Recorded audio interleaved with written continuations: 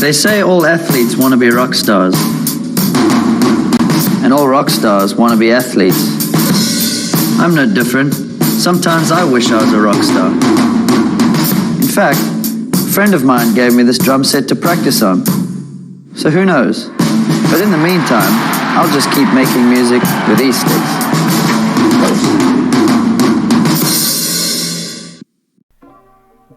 With his rockstar personality and beautiful swing, Trevor Immelman was groomed to be a major player. And in 2008, he mastered his skills enough to capture a green jacket over Tiger Woods.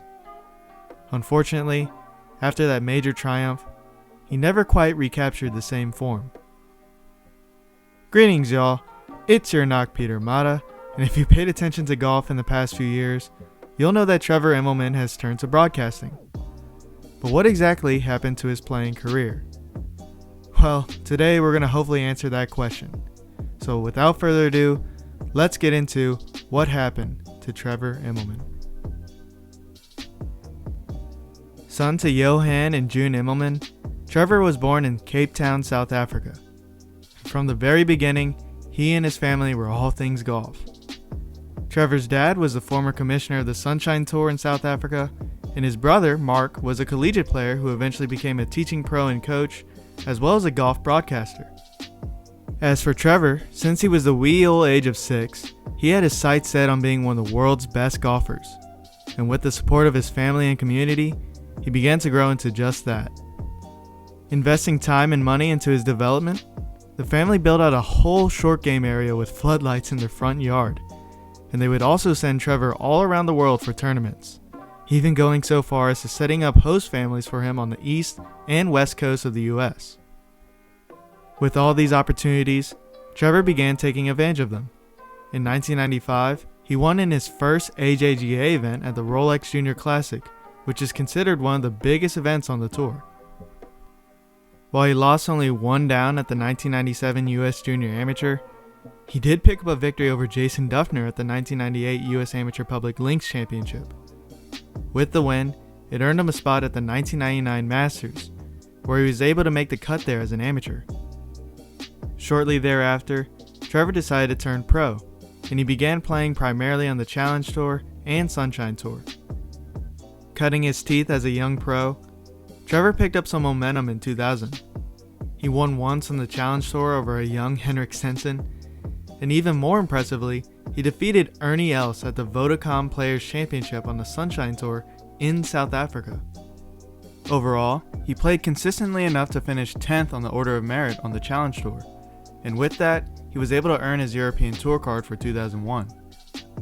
While he didn't capture any wins in 2001 or 2002, he did play solidly and contended in a handful of events each of those years.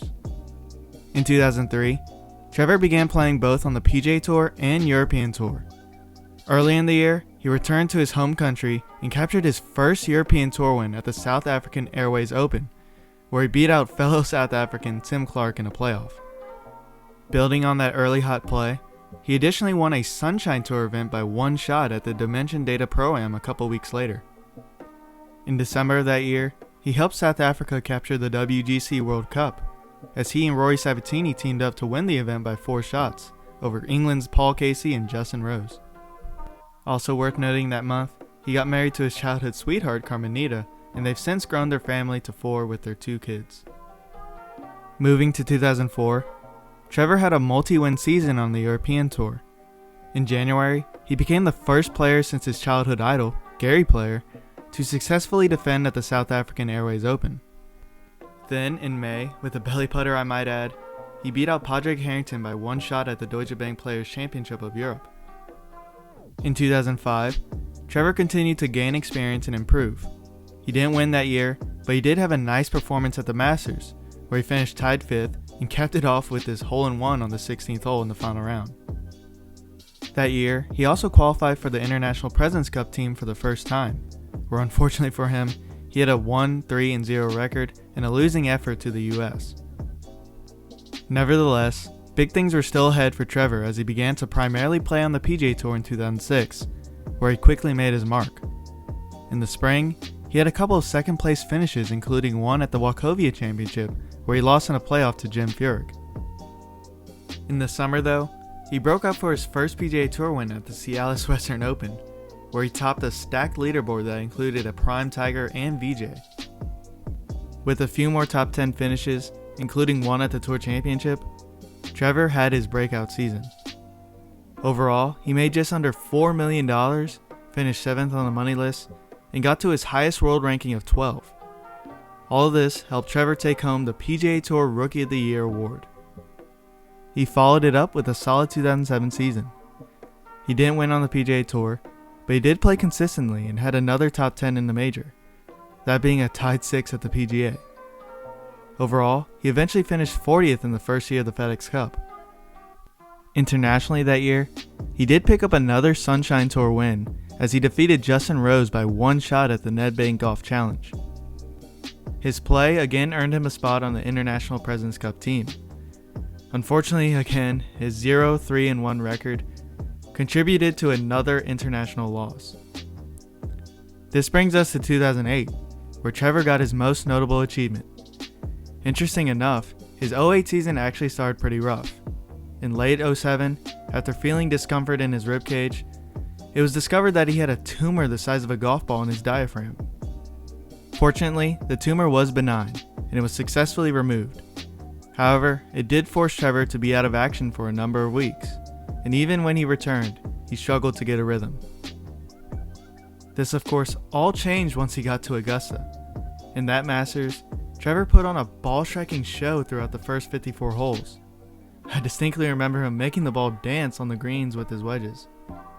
Anyways, with his good play, he took a 2-shot lead over Brandt Snedeker going into the final round, and Tiger wasn't too far back either.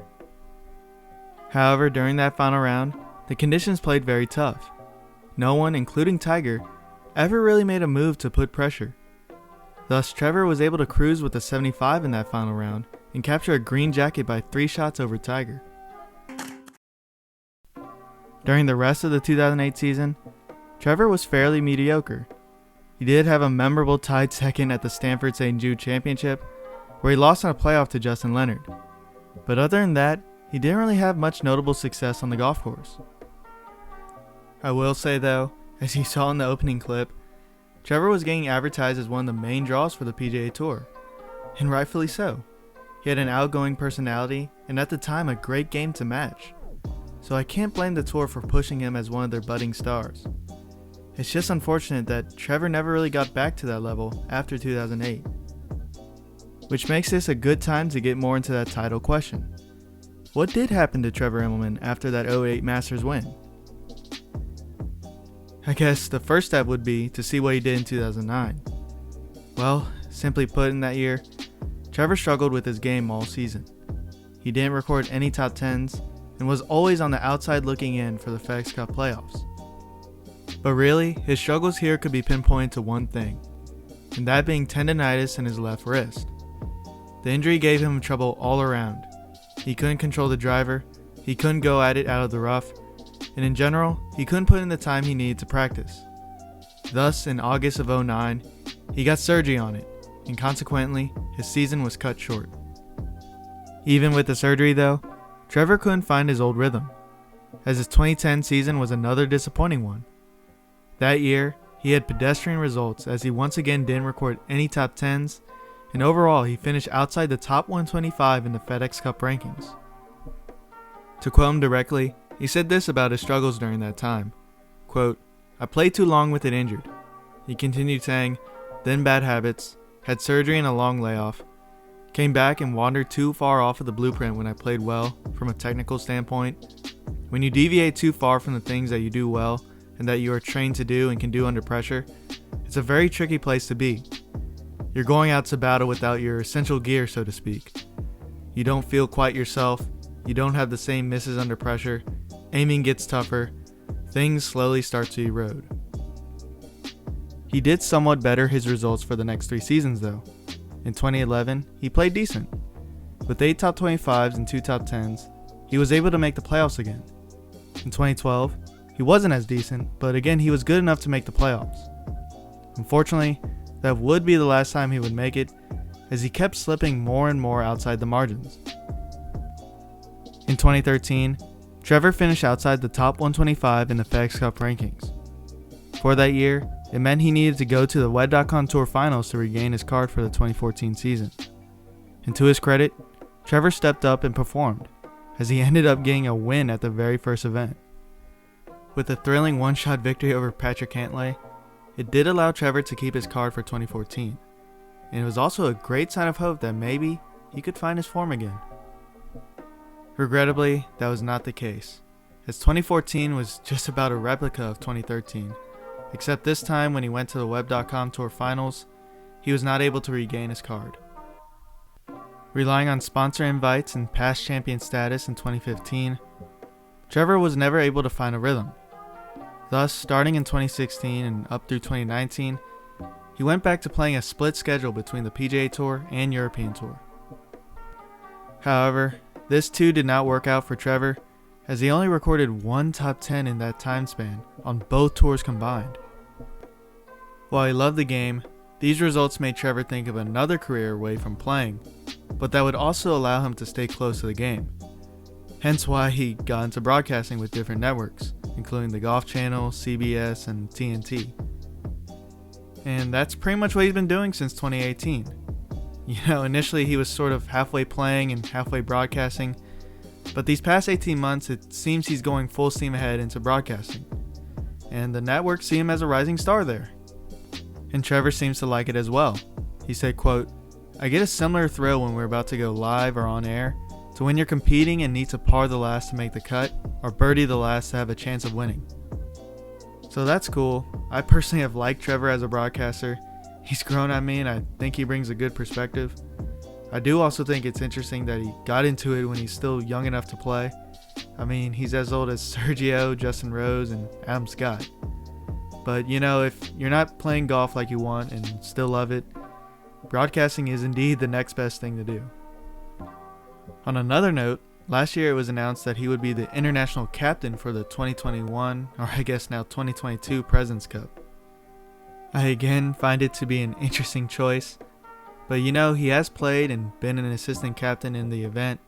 He's a major champ and he's a likable guy, and that's typically the people they name captain. So I guess it's not the craziest thing in the world.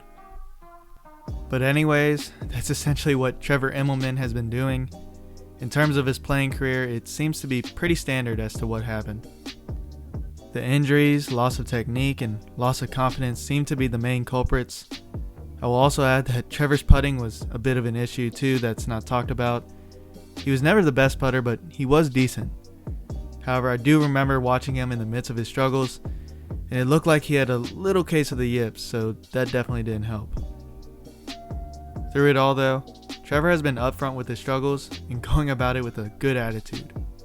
It is a bit of a shame that he couldn't produce more with that beautiful swing of his, but he still had a great playing career that many golfers dream of.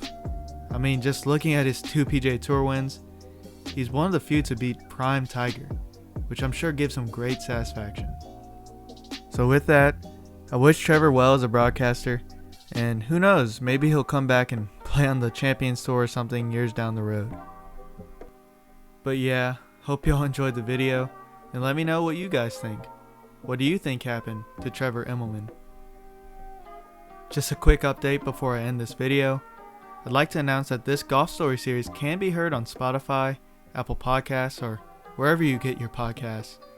I know it's not really a podcast, but I figured some of you might like to hear my mumbly voice on those platforms too. So check that out in the links below. Anyways though, I appreciate y'all for watching, and as always, please like, subscribe, and comment below.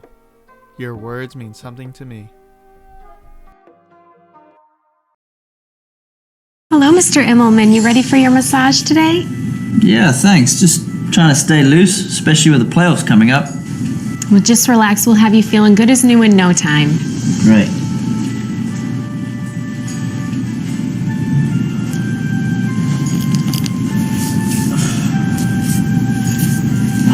Strong hands you have. Thanks. Whatever it takes.